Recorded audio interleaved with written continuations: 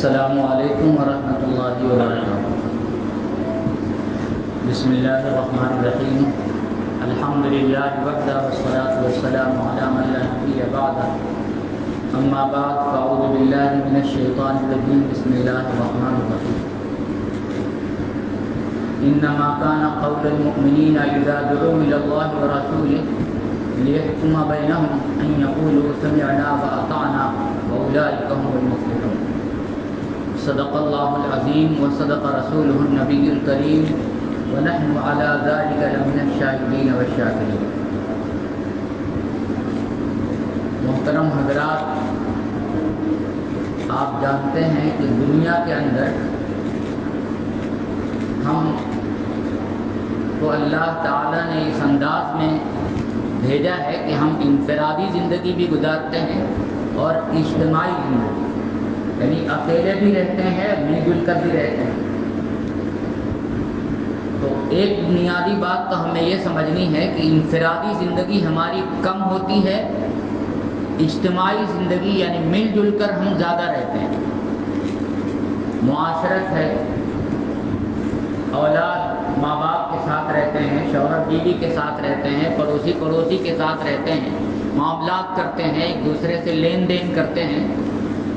تو ہماری اجتماعی زندگی، مل جل کر جو زندگی گزارنے والا معاملہ ہے وہ انفرادی زندگی سے زیادہ ہے۔ دوسری بنیادی بات ہمیں یہ سمجھنی ہے کہ اللہ تعالیٰ نے اس دنیا کی ساری چیزوں سے، زمین، آسمان، چاند، سورج، ستارے، سیارے، دریا، پہاڑ، جنگل، جتنی بھی چیزیں ہمارے ارد گرد نظر آتی ہیں، وہ ساری چیزیں اللہ کا حکم مانتی ہیں اور بال برابر بھی اللہ کے حکم کی خلاف ورزی کر ہی نہیں سکتی۔ ساری چیزیں اللہ کا حکم مانتی ہیں، اور آپ یہ بھی جانتے ہیں کہ اسلام نام بھی اسی چیز کا ہے، اللہ کا حکم ماننا۔ گویا ساری چیزیں اللہ کا حکم مانتی ہیں تو ان کا دین اسلام ہے، اور وہ ساری چیزیں، زمین، آسمان، چاند، سورج، ستارے، دریا، پہاڑ، جنگل، یہ ساری چیزیں، شجر، حجر، نباتات، جمادات، حیوانات، یہ ساری چیزیں اللہ کا حکم ماننے کی وجہ سے گویا وہ مسلم ہیں، یعنی مسلمان ہیں۔ دنیا میں آنے والا انسان، چاہے وہ کسی کافر یا مشرک کا ہی بچہ کیوں نہ ہو، اللہ کے رسول خود ارشاد فرماتے ہیں کل مولود یولد علی الفطرہ فابواہ یہودانہ ویمجسانہ وینصرانہ۔ جو بھی بچہ پیدا ہوتا ہے وہ فطری طور پر، پیدائشی طور پر وہ مسلم ہوتا ہے، وہ مسلمان ہوتا ہے۔ ماں باپ یہودی ہیں تو آگے چل کر یہودی بن جاتا ہے، ماں باپ عیسائی ہیں تو آگے چل کر عیسائی بن جاتا ہے، ماں باپ مجوسی ہیں تو آگے چل کر مجوسی بن جاتا ہے، لیکن پیدا ہوتا ہے مسلمان ہوتا ہے۔ پتہ کیا چلا کہ دنیا کی ساری چیزیں، حیوانات ہوں، جمادات ہوں، نباتات ہوں، چاند، سورج، ستارے، سیارے، دریا، پہاڑ، جنگل، سب اللہ کا حکم مانتے ہیں، فطری طور پر سب مسلمان ہیں۔ اب اللہ تعالیٰ ہم سے کیا چاہتے ہیں؟ دنیا میں ساری مخلوق، تقریباً 18,000 مخلوقات اللہ نے بنائی ہیں، لیکن ان ساری مخلوقات میں سب سے اعلیٰ درجے کی جو مخلوق ہے اللہ کی، وہ حضرت انسان کی ہے۔ ہمارے اور آپ کی جو تخلیق ہے اللہ کی، یہ اللہ کی شاہکار تخلیق ہے۔ انسانوں کو اللہ تعالیٰ نے جو بنایا ہے وہ سب سے بہتر بنایا ہے۔ اللہ خود فرماتے ہیں لقد خلقنا الانسان فی احسن تقویم، ہم نے انسان کو بہترین سانچے میں ڈالا۔ اور اللہ فرماتے ہیں وَلَقَدْ كَرَّمْنَا بَنِي آدم، ہم نے انسان کو بڑی عزت عطا فرمائی ہے۔ وَفَضَّلْنَاهُ عَلَىٰ كَثِيرٍ مِّمَّنْ خَلَقَ تَفْضِيلًا، اور میں نے اپنی مخلوقات میں انسان کو سب سے افضل و برتر بنایا۔ تو جب ساری چیزیں اللہ کا حکم مانتی ہیں تو ہم انسان جو اللہ کی مخلوقات میں سب سے افضل، سب سے اشرف، سب سے برتر، سب سے اونچے درجے کے لوگ ہیں، ہم انسانوں سے بھی اللہ کا یہ مطالبہ ہے کہ انسانوں میری بات مانو، میری نافرمانی نہ کرو۔ لیکن دوسری مخلوقات میں اور انسان میں فرق ہے۔ فرق کیا ہے؟ انسان کے علاوہ ساری مخلوق اللہ کا حکم ماننے پر مجبور ہے، وہ چاہ کر بھی اللہ کی نافرمانی نہیں کر سکتی، لیکن انسانوں کو اللہ تعالیٰ نے اختیار دیا ہے۔ ہم چاہیں تو اپنے انہی قدموں سے چل کر جمعے کی نماز کی ادائیگی کے لیے مسجد میں آ گئے اور پہلی صف میں بیٹھ گئے، اور نہ چاہتے تو ظاہر ہے کوئی مجبور کرنے والا تو ہے نہیں، اللہ کی طرف سے کوئی داروغہ مسلط ہے نہیں کہ نہیں تم کو جمعے کی نماز کے لیے جانا ہی ہے، پہلی صف میں بیٹھنا ہے۔ تو اللہ تعالیٰ نے انسانوں کو ارادہ اور اختیار کی آزادی دی، صاف صاف واضح کر دیا ہے اپنے قرآن کے ذریعے اور اپنے رسول صلی اللہ علیہ وسلم کے فرمان کے ذریعے سے کیا اچھا ہے کیا برا ہے، کیا صحیح ہے کیا غلط ہے، کیا حق ہے کیا باطل ہے۔ اللہ نے اس کو کھول کھول کر بیان کر دیا ہے، لیکن بیان کرنے کے بعد اللہ نے ہمیں آزادی دے دی ہے، ارادے اور اختیار کی آزادی۔ چاہے تو ہم اللہ کا حکم مانیں اور چاہے اللہ کا حکم نہ مانیں، چاہے ہم اللہ کے رسول صلی اللہ علیہ وسلم کی بات مانیں اور چاہے اللہ کے رسول کی بات نہ مانیں، اس کی آزادی ہے۔ اب سوچنے اور سمجھنے کی غور فکر کرنے کی بات یہ ہے کہ جب اللہ تعالیٰ نے ساری مخلوق کو مجبور کیا ہے اپنی فرما برداری پر، تو اللہ تعالیٰ یہ چاہتے ہیں کہ انسانوں کو جو اختیار دیا ہے، اس اختیار کے باوجود انسان میری بات مانے اور میری فرما برداری کرے۔ اگر انسان اللہ کی بات مانے گا، اللہ کی فرما برداری کرے گا تو اللہ کے انعام کا حقدار ہوگا۔ اللہ کی بات نہیں مانے گا، نافرمانی کرے گا تو اللہ کی طرف سے عذاب اور سزا کا مستحق بن جائے گا۔ میں آپ کو اور آسان لفظوں میں بتاؤں، دیکھیے زبان ہے، ایک طرح سے ہمیں اختیار بھی ہے اور ایک طرح سے ہمیں اللہ نے مجبور بھی کیا ہے۔ ہمیں پاور بھی دیا ہے لیکن ہمارا پاور فل نہیں ہے۔ ہم پاور فل کہاں ہیں؟ بھی زبان سے ہم بولتے ہیں، ہمارا کوئی جانی دشمن ہے وہ بھی زبان سے بولتا ہے، تو اس لیے ہم اپنے زبان کے بجائے کہیں اور سے ارادہ کریں کہ میرا دشمن چونکہ زبان سے بولتا ہے، میں اس کی خلاف ورزی کر کے میں کان سے بولوں گا اور زبان سے سنوں گا۔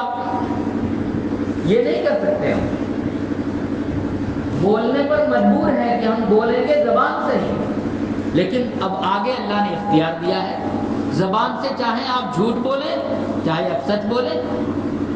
آنکھ سے ہر آدمی دیکھنے پر مجبور ہے، ہمارا مخالف آنکھ سے دیکھتا ہے، اس لیے میں آنکھ کے بجائے کسی اور عضو اور بدن کے کسی اور حصے سے دیکھوں گا، ایسا ہم کر ہی نہیں سکتے۔ ہاں یہ اور بات ہے کہ اللہ نے اختیار دیا ہے آنکھ سے دیکھنے کے سلسلے میں۔ کیسا اختیار؟ ہم چاہے کسی کو محبت کی نگاہ سے دیکھیں اور چاہے کسی کو حقارت بھری نگاہ سے دیکھیں۔ ماں باپ کو محبت کی نگاہ سے دیکھ کر اپنی عاقبت سنوار لیں، مقبول حج عمرے کا ثواب حاصل کر لیں، یا کسی کو حقارت کی نگاہ سے دیکھ کر اپنی عاقبت خراب کر لیں۔ یہاں تو آزادی دے رکھی ہے اللہ تعالیٰ نے۔ تو اللہ تعالیٰ یہ چاہتے ہیں کہ جس میں ہم نے آزادی دے رکھی ہے ان ساری چیزوں میں بھی میری بات مانو اور میرے رسول کی فرما برداری کرو۔ میں نے کہا پہلی بنیادی بات یہ بتائی کہ دنیا کی زندگی میں ہم مل جل کر رہتے ہیں، اجتماعی زندگی گزارتے ہیں۔ اجتماعی زندگی جب ہم گزارتے ہیں اس اجتماعی زندگی میں ہمارا معاملہ، معاشرت، رہن سہن، معاملات، لین دین، ایک دوسرے کے حقوق، ماں باپ کے اولاد پر، اولاد کے ماں باپ پر، شوہر کے بیوی پر، بیوی کے شوہر پر، بڑوں کے چھوٹے پر، چھوٹوں پر بڑے پر، بڑوں کے چھوٹوں پر، امیروں کے غریبوں پر، غریبوں پر غریبوں کے حقوق امیروں پر، ایک پڑوسی کا ایک پڑوسی پر، ایک دوسرے سے حق جڑا ہوا ہے۔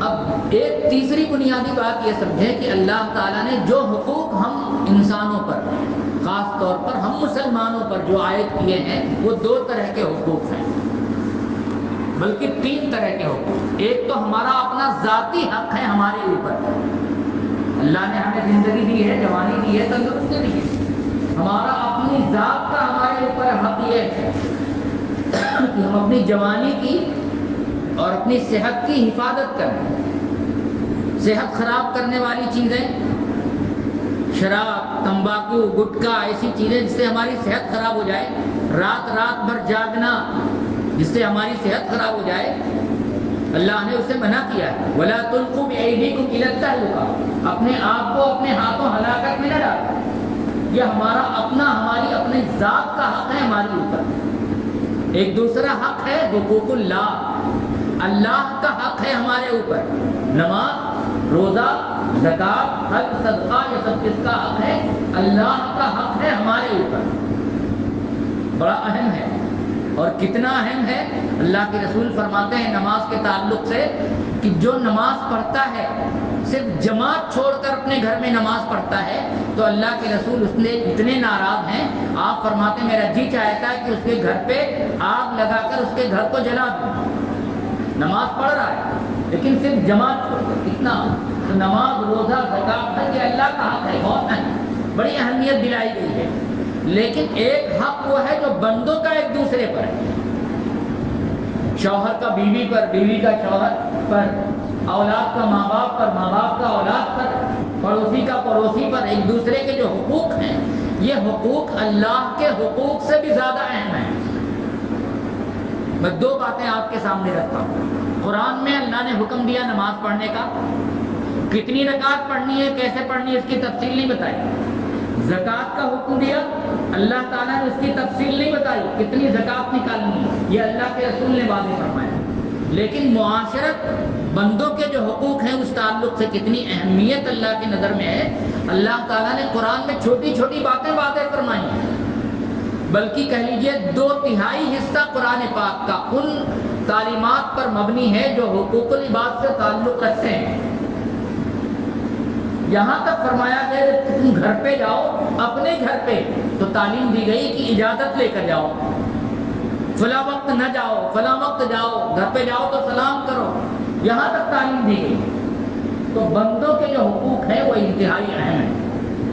اس کی اہمیت کا اندازہ اس بات سے بھی آپ لگا سکتے ہیں، اللہ کے رسول صلی اللہ علیہ وسلم نے ایک موقع پر پوچھا کہ یہ بتاؤ صحابہ کرام سے کہ میری امت کا مفلس اور کنگال کون ہے؟ تو ظاہر ہے اس کا جواب یہی ہوگا نا، من لا درہم لہ ولا دنانیر، جس کے پاس روپیہ پیسہ نہ ہو وہ کنگال ہے۔ اللہ کے رسول نے فرمایا نہیں، میری امت کا مفلس اور کنگال وہ ہے کہ وہ قیامت کے دن ڈھیر ساری نمازیں، اوابین، چار اور تہجد اور اشراق اور نہ جانے کیا کیا نمازیں، روزے، حج، زکوٰۃ، عمرہ، ڈھیر ساری نیکیاں لے کر آئے گا نماز، روزے، حج، زکوٰۃ کی شکل میں۔ اور میں نے بتایا یہ کس کا ان کا تعلق حقوق اللہ سے ہے، اللہ کے حقوق سے ہے۔ اللہ کے حقوق خوب اس نے ادا کیے تھے، لیکن بندوں کے حقوق میں بڑی حق تلفی کر رکھی تھی۔ کیا حق تلفی؟ کسی کو مارا تھا، کسی کو گالی دی تھی، کسی کا ناحق مال دبایا تھا، کسی کو ناحق ستایا تھا، کسی کو قتل کیا تھا۔ یہ سارے جو حقوق ہیں، بندوں کی جو حق مارا تھا، اس حقوق کے تعلق سے یہ جن کا حق مارا تھا، جن کو گالی دی تھی، جن کو ناحق مارا تھا، جن کی زمین دبائی تھی، جن کا مال ہڑپ کر لیا تھا ناحق، وہ لوگ اللہ کے پاس آئیں گے اور کہیں گے اللہ تعالیٰ ہمارا حق دلائیے۔ تو اللہ تعالیٰ اس ڈھیر ساری نیکیاں لانے والے کو بلائیں گے اور یہ کہیں گے بھئی ان کے حقوق تمہارے اوپر ہیں، تو اس کے نیکیاں اس کو دے دی جائیں گی، اس ظالم آدمی کی نیکیاں ان مظلوموں کو دے دی جائیں گی۔ پھر بھی کچھ مظلوم باقی رہیں گے کہ اللہ ہمارا حق بھی باقی ہے، تو ان حق والوں کا گناہ اس کے سر ڈال دیا جائے گا۔ ڈھیر ساری نیکیاں تھیں اور ساری نیکیاں ختم ہو گئیں، ساری نیکیاں وہ دے دی گئیں، تقسیم کر دی گئیں، اس کے پاس کچھ نہیں بچا۔ معاملہ برابر سرابر ہوا تو بہت اچھا، برابر سرابر نہیں ہوا، اب بھی اگر حق والوں کا حق باقی ہوگا تو وہ حق والوں کے گناہ اس کے سر لاد دیے جائیں گے۔ اللہ کے رسول نے فرمایا یہ میری امت کا کنگال ہے، میری امت کا مفلس ہے۔ دوستو، اس سلسلے میں ہمارے معاشرے میں بڑی کوتاہیاں پائی جاتی ہیں۔ ہم ماشاءاللہ بہت چاق و چوبند ہیں نماز، روزے، حج، زکوٰۃ کے سلسلے میں، لیکن بندوں کے حقوق کے تعلق سے جہاں بیٹھے غیبت شروع، جہاں بیٹھے ایک دوسرے کی برائی شروع، کسی کو گالی دے دیا، کسی کو مار دیا، کسی کو کسی کو مال دبا لیا، کسی کی زمین ہڑپ کر لی، تو اس طرح کے کسی پر تہمت لگا دی، الزام لگا دیا جھوٹا، یہ سارے جو معاملات ہیں یہ گناہ ہیں، اس کا تعلق بندوں کے حقوق سے۔ ایک حدیث شریف میں آتا ہے کہ انسان تو انسان جو غیر مکلف ہیں، جانور، ان کو کل قیامت کے دن ان کا حساب و کتاب نہیں ہوگا۔ جنت جہنم کا مکلف اللہ نے انسانوں کو بنایا ہے، جنات کو بنایا ہے، لیکن جانوروں کے سلسلے میں بھی اللہ فرماتے ہیں میرے یہاں کسی کا حق پورا سب کو، ہر حق والے کو پورا حق دیا جائے گا۔ یہاں تک کہ اگر بے سینگ والی بکری کو دنیا میں سینگ والی بکری نے مارا ہوگا تو سینگ والی بکری سے حق دلایا جائے گا، بے سینگ والی کو سینگ والی بنایا جائے گا اور سینگ والی کو بے سینگ والی کر کے دونوں کو زندہ کیا جائے گا، اور اس کو کہا جائے گا جس قدر تم نے اس بکری نے سینگ مارا تھا تم کو، اور تم بے سینگ ہونے کی وجہ سے اس کا بدلہ نہیں لے سکے تھے، اب بدلہ لے لو۔ آپ اندازہ لگا سکتے ہیں کہ جب بے سینگ والی بکری کو حق اللہ تعالیٰ دلائیں گے تو کیا ہم بندوں کے حق جو ایک دوسرے کے مار کر بیٹھے ہیں اور یہ سمجھتے ہیں بڑے عبادت گزار، بڑے دیندار ہیں، کیا ہم کو اللہ معاف کر دے گا؟ بہت ڈرنے کی بات ہے۔ یہ جو حقوق ہیں اس سلسلے میں جب معاملہ آتا ہے تو تنازع بھی ہوتا ہے، جھگڑے پیدا ہو جاتے ہیں، کوئی کہتا میرا حق ہے، کوئی کہتا میرا حق ہے۔ ان حقوق کے سلسلے میں جب تنازع اور جھگڑا پیدا ہو جائے تو اللہ کی تعلیم کیا ہے؟ یا ایھا الذین آمنوا اطیعوا اللہ واطیعوا الرسول واولی الامر منکم۔ اللہ فرماتے ہیں اے ایمان والو، اللہ اور اللہ کے رسول اور جو صاحب معاملہ ہیں ان کی بات مانو۔ فَإِن تَنَازَعْتُمْ فِي شَيْءٍ فَرُدُّوهُ إِلَى اللَّهِ وَالرَّسُولِ۔ اگر کسی معاملے میں جھگڑا ہو جائے، کوئی تنازع کھڑا ہو جائے تو اس جھگڑے کو حل کرنے کے لیے اللہ کے رسول کے پاس جاؤ۔ ان کنتم تؤمنون باللہ والیوم الآخر، اگر تمہارا اللہ پر اور آخرت کے دن پر ایمان ہے۔ غور کرنے کی بات ہے، اللہ تعالیٰ یہ نہیں کہ اگر تمہاری حکومت ہے تو ہمیں کہتے ہیں ہماری حکومت ہی نہیں ہے، ہم کیسے اللہ جھگڑے کا حل اللہ اور اللہ کے رسول کے حکم کے مطابق کہیں گے؟ اللہ فرماتے ہیں حکومت شرط نہیں ہے، ایمان شرط ہے۔ اگر اللہ پر اور قیامت کے دن پر ایمان ہے تو پھر اپنے جھگڑوں کا حل اللہ اور اللہ کے رسول کے حکم اور فرمان کے مطابق تمہیں کرنا۔ اور پھر آگے اللہ کے موقع پر فرماتے ہیں کہ فَلَا وَرَبِّكَ لَا يُؤْمِنُونَ حَتَّى يُحَكِّمُوكَ فِي مَا شَجَرَ بَيْنَهُمْ ثُمَّ لَا يَجِدُوا فِي أَنفُسِهِمْ حَرَجًا مِّمَّا قَضَيْتَ وَيُسَلِّمُوا تَسْلِيمًا۔ اللہ کے رسول کو ارشاد ہو رہا ہے کہ آپ کے رب کی قسم ہے، اگر آپ کو یہ اپنے نزاعی اور جھگڑے والے معاملات میں، فیملی میٹرز میں، اپنے گھریلو معاملات کے جھگڑوں میں آپ کو حکم اور قاضی نہ بنائیں اور آپ سے فیصلہ نہ کرائیں تو یہ مومن ہی نہیں ہے۔ اور آپ اگر فیصلہ کر دیں اللہ کے حکم کے مطابق، شریعت کی روشنی میں، سنت اور شریعت کے مطابق فیصلہ ہو جائے تو اللہ تعالیٰ فرماتے ہیں پھر اپنے دل میں کوئی تنگی محسوس نہ کرے، بڑی خوشی اسے مان لے۔ بلکہ ایک جگہ فرماتے ہیں اللہ تعالیٰ انما کان قول المؤمنین اذا دعوا الى اللہ والرسول لیحکم بینہم ان یقولوا سمعنا واطعنا واولئک هم المفلحون۔ اللہ تعالیٰ فرماتے ہیں ایمان والوں کی شان یہ ہے کہ جب انہیں بلایا جائے اللہ اور اللہ کے رسول کی طرف، آؤ تمہاری بیوی نے قاضی صاحب کے پاس دارالقضاء میں معاملہ درج کیا ہے کہ میرا شوہر میرا حق ادا نہیں کرتا، مجھے نان نفقہ نہیں دیتا، بے وجہ مجھے مارتا ہے، گالیاں دیتا ہے، مجھے ستاتا ہے، تمہاری بیوی نے یہاں استغاثہ اور معاملہ درج کیا ہے، آؤ یہاں پر قرآن و سنت کی روشنی میں آؤ۔ تو ایمان والے کی شان، اللہ فرماتے ہیں ایمان والے کی شان یہ ہے ان یقولوا سمعنا واطعنا، وہ بیا کسی جھجک کے وہ کہے کہ ہاں میں بات مانوں گا، جو بات کہی گئی ہے میں اسے سنوں گا بھی اور مانوں گا۔ ان یقولوا سمعنا واطعنا، ایمان والا کہتا ہے کہ میں نے سنا اور مانا۔ اللہ فرماتے ہیں یہی کامیاب لوگ ہیں، یہی کامیاب لوگ ہیں۔ اور اللہ تعالیٰ ایک جگہ فرماتے ہیں کہ وَمَا كَانَ لِمُؤْمِنٍ وَلَا مُؤْمِنَةٍ إِذَا قَضَى اللَّهُ وَرَسُولُهُ أَن يَكُونَ لَهُمُ الْخِيَرَةُ مِنْ أَمْرِهِمْ۔ جب اللہ اور اللہ کے رسول سنت کی روشنی میں کوئی فیصلہ تمہارے سامنے آ جائے، تنازعات کا، جھگڑوں کا، تو پھر تمہیں کوئی اختیار رہتا ہی نہیں اس کے بغیر کہ تمہیں اس بات کو ماننا ہے. تمہیں ہر حال میں اس بات کو ماننا ہے. نہ ماننے کا آپشن تمہارے پاس رہ ہی نہیں جاتا. نہ ماننے کا اختیار اللہ نے تمہیں دیا ہی نہیں ہے. ہر حال میں تمہیں ماننا ہے. اس لیے کہ اللہ جب دنیا کی ساری چیزوں کو اللہ کا حکم ماننے پر اللہ نے مجبور کیا ہے، ہمیں ارادہ اختیار دے کر اللہ تعالیٰ یہ چاہتے ہیں کہ ہم اپنے ارادے اور اختیار کے ساتھ اللہ کی بات مانیں، اللہ کا حکم مانیں. آپ جانتے ہیں کہ ہم جس ملک میں رہتے ہیں اس ملک میں حدود اور قصاص پر عمل کرنا تو بہت مشکل ہے.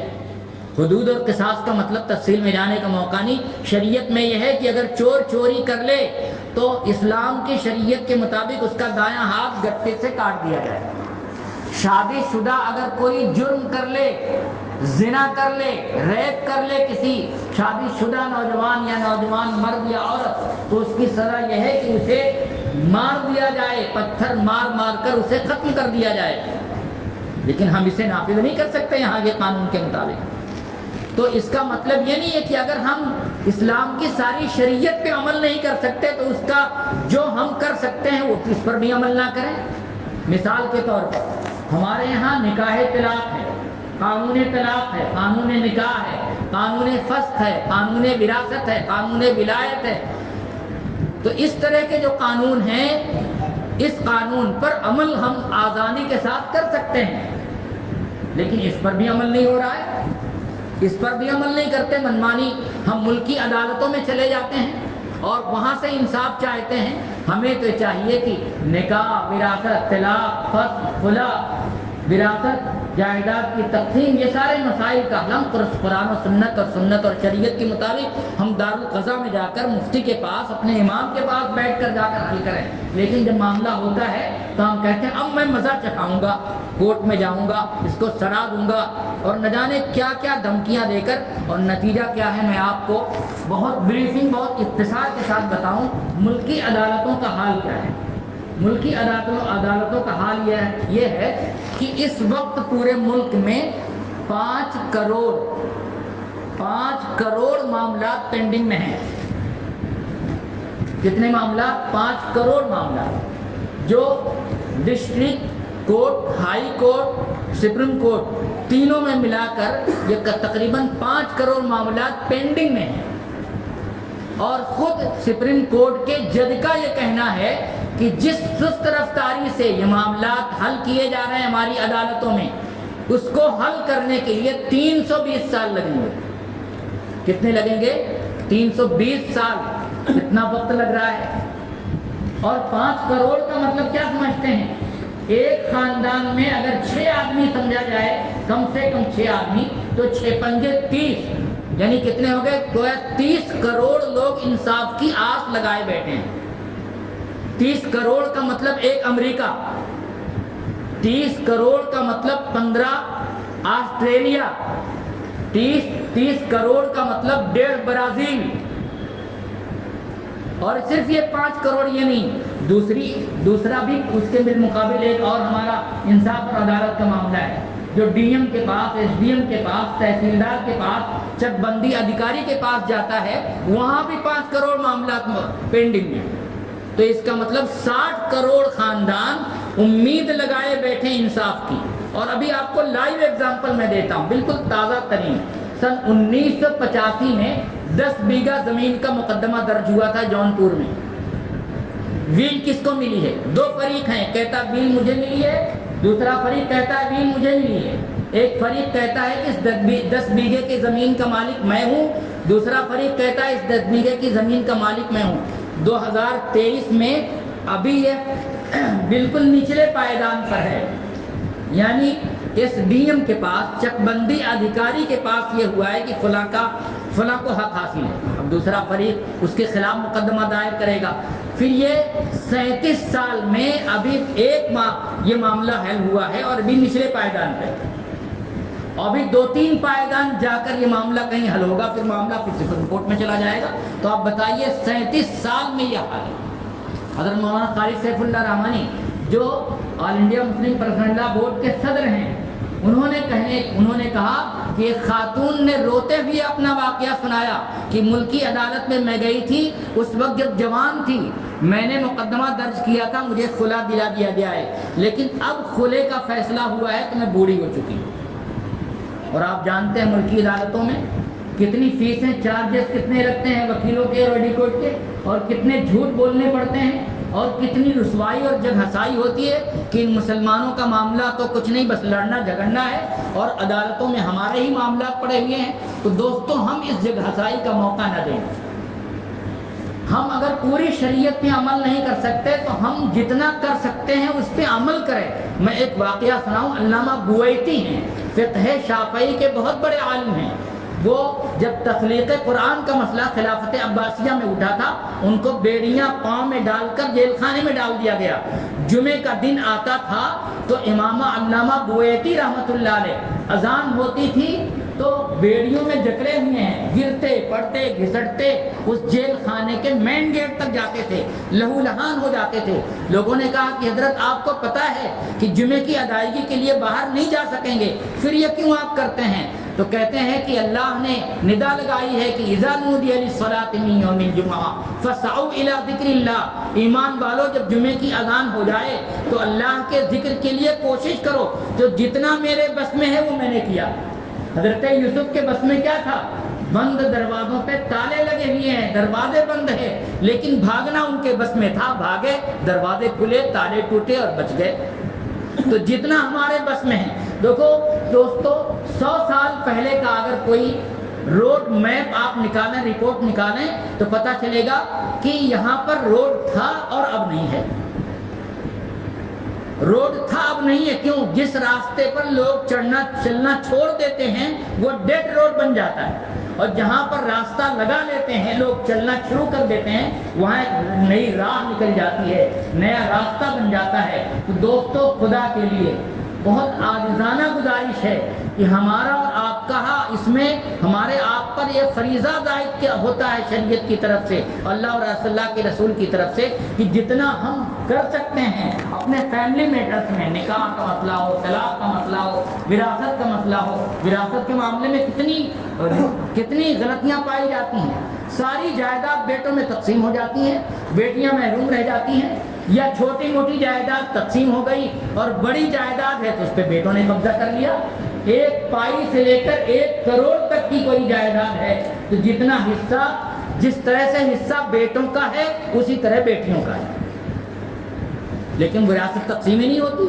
تو ہمارا کہنے کا مقصد یہ ہے کہ دوستو بندوں کے جو حقوق کی حق تلفیاں ہو رہی ہیں، اس میں بڑی کمی پائی جاتی ہے، اس کو دور کریں اور اپنے معاملات کو ہم دارالقضاء میں جا کر قاضی کے پاس اور مفتی کے پاس اپنے معاملات کا حل کرائیں۔ اسی میں ہماری دنیا اور آخرت کی فلاح و بہبودی ہے۔ اللہ تعالیٰ نے سورہ مائدہ میں ایک ہی رکوع میں، یہ میں کسی مفتی کا فتویٰ نہیں دے رہا ہوں، مفتی اعظم کا فتویٰ سنا رہا ہوں۔ اللہ تعالیٰ فرماتے ہیں وَمَن لَّمْ يَحْكُم بِمَا أَنزَلَ اللَّهُ فَأُولَٰئِكَ هُمُ الْفَاسِقُونَ وَمَن لَّمْ يَحْكُم بِمَا أَنزَلَ اللَّهُ فَأُولَٰئِكَ هُمُ الظَّالِمُونَ وَمَن لَّمْ يَحْكُم بِمَا أَنزَلَ اللَّهُ فَأُولَٰئِكَ هُمُ الْكَافِرُونَ۔ اللہ تعالیٰ فرماتے ہیں جو اللہ کی نازل کی ہوئی شریعت کے مطابق اپنے تنازعات اور جھگڑوں کا فیصلہ نہ کرائے، یہی تو بدکار ہیں، یہی تو ظالم ناہنجار ہیں، یہی تو کافر ہیں۔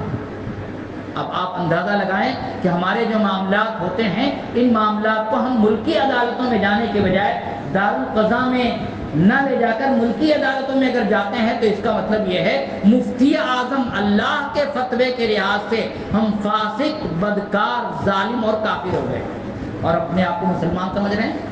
دوستو بڑی خوشی کی بات ہے کہ نبی ممبئی میں بہت دنوں سے ضرورت محسوس ہو رہی تھی، الحمدللہ 2022 16 جنوری کو تقریباً 2 سال ہو گئے، 2 سال مکمل ہو گئے، دارالقضاء نبی ممبئی میں قائم ہوا ہے۔ شاید آپ کو اس کا علم بھی ہو، دارالقضاء یہ کوپر کھیڑنا سیکٹر 14 کی مسجد میں، جامع مسجد میں، وہاں پر قبرستان ہے، وہاں پر باقاعدہ آفس ہے، ہفتہ واری یہ دارالقضاء قائم ہے۔ معاون قاضی کے طور پر میں بھی وہاں بیٹھتا ہوں اور قاضی صاحب بھی آتے ہیں، ہفتے میں ایک دن ہر اتوار کو صبح 10 بجے سے لے کر 4 بجے تک دارالقضاء چلتا ہے۔ الحمدللہ 97 معاملات اس 2 سال کے عرصے میں حل ہوئے ہیں اور وہاں درج ہوئے ہیں اور زیادہ تر معاملات حل ہوئے ہیں، اور بہت ہنسی خوشی۔ ایک فائدہ دار القضاء میں معاملات کے حل ہونے کا کیا ہوتا ہے؟ دعا سلام اور محبت باقی رہتی ہے، اور عدالتوں میں کوئی معاملہ حل ہوتا ہے تو اسی دن دشمنی ہو جاتی ہے، تو دعا سلام اور محبت بھی باقی رہتی ہے، اور معاملات بہت کم خرچ میں ایک معاملے کے حل کے لیے ون ٹائم کی فیس ہے 3000 روپے۔ لیکن بعض معاملات ایسے آتے ہیں، بیچاری بیوہ ہے اور شوہر نے اسے ستا رکھا ہے، اس کے گھر والوں نے ستا رکھا ہے، سسرال والوں نے، اور اس کا حق ہی نہیں دے رہے ہیں، اس کی جائیداد پہ قبضہ کر کے بیٹھے ہیں۔ شوہر ہے اپنی بیوی کا حق مار رہا ہے، نہ طلاق دے رہا ہے نہ خلا دے رہا ہے، اس کے پاس پیسے دینے کی فیس بھی نہیں ہوتی، کہ آل انڈیا مسلم پرسنل لا بورڈ کہتا ہے ایسے معاملات کو آپ لیجئے، فیس کی وجہ سے اسے واپس نہ کیجئے۔ ظاہر ہے اس کے اخراجات ہیں، اس میں پیسے خرچ ہوتے ہیں، سارے اخراجات ہیں، قاضی کے، معاون قاضی کے آفس کے اخراجات، اور ابھی دارالقضاء نوی ممبئی کے جائزے کے لیے آل انڈیا مسلم پرسنل لا بورڈ نے ایک آرگنائزر بھیجا تھا، قاضی صاحب آئے تھے جائزے کے لیے۔ بڑی خوشی کی بات یہ ہے کہ انہوں نے جائزہ لیا تو یہ کہا کہ ممبئی اور اس کے اطراف میں 10 دارالقضاء ہیں، لیکن انتظامات کے لحاظ سے، معاملے کے درج ہونے کے لحاظ سے سب سے اچھا دارالقضاء جو ہے نوی ممبئی کا دارالقضاء ہے۔ ان کا یہ کہنا تھا کہ آپ یہ ہفتے کے بجائے روزانہ اس کو جاری کیجیے، لیکن ابھی ہفتے کے دارالقضاء کا جو خرچ ہے وہ 25 سے 30 ہزار ہے، وہی نہیں پورا ہو رہا ہے۔ تو ایک گزارش یہ ہے کہ آپ اس دارالقضاء کے قیام کے پیغام کو لوگوں تک پہنچائیں، اور یہ بات بتائیں اپنے فیملی میٹرز کو، نکاح، طلاق، وراثت، جائیداد، ہبہ، وصیت، ان سارے مسائل کو ملکی عدالتوں میں لے جانے کے بجائے دارالقضاء میں حل کرائیں، ایک گزارش۔ دوسری گزارش یہ ہے کہ اس کے لیے خیر امت فاؤنڈیشن بنایا گیا ہے جو سارے مالی اخراجات ادا کرتا ہے۔ اس مالی اخراجات کے ادا کرنے کے لیے آپ سے مالی تعاون کی بھی گزارش ہے۔ ابھی انشاءاللہ ہمارے بچے کھڑے رہیں گے، ہمارے کچھ لوگ بھی رہیں گے، میں بھی وہاں رہوں گا، رومال لے کر کھڑے رہیں گے۔ آپ سے گزارش یہ ہے کہ دارالقضاء کے اخراجات کے لیے آپ مالی تعاون بھی زیادہ سے زیادہ کریں۔ جو آن لائن کر سکتے ہیں، دارالقضاء کا آن لائن QR کوڈ بھی ہے، وہ بھی کر سکتے ہیں۔ اللہ تعالیٰ آپ کو جزائے خیر عطا فرمائے۔ گزارش یہ ہے کہ ہم زیادہ سے زیادہ کوشش یہ کریں کہ اپنے معاملات ملکی عدالتوں کے بجائے دارالقضاء میں حل کریں۔ اللہ تعالیٰ ہم سب کو کہنے سننے سے زیادہ عمل کی توفیق عطا فرمائے۔ وآخر دعوانا الحمدللہ رب العالمین۔